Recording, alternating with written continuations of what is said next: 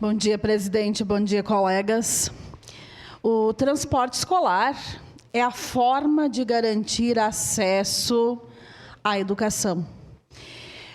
Por muitas vezes a gente vê no interior que alguns pais nos ligam dizendo que não vão conseguir colocar seus filhos estudando na escola onde eles gostariam por não ter a questão do transporte. Então, sim, transporte escolar é garantir acesso aos alunos às escolas.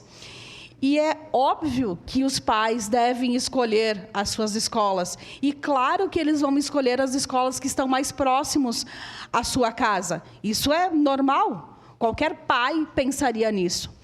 A questão é que nós temos uma legislação municipal que diz que alunos em área rural é 1 quilômetro da sua casa para ter direito ao transporte escolar. Se a gente tem essa legislação municipal, que ela seja obedecida.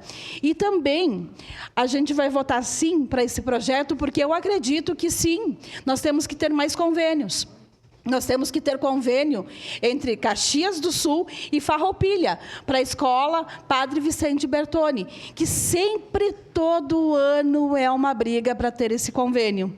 E eu sei de casos de pais que me procuraram, em que foi negado a vaga devido ao transporte.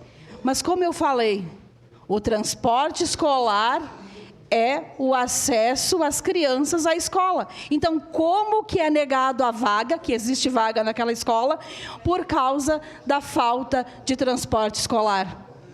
A gente tem que parar com isso, porque todos os estudantes merecem estudar próximos às suas casas e aonde os pais julgarem que é melhor. Muito obrigada e voto sim depois no projeto. Obrigado.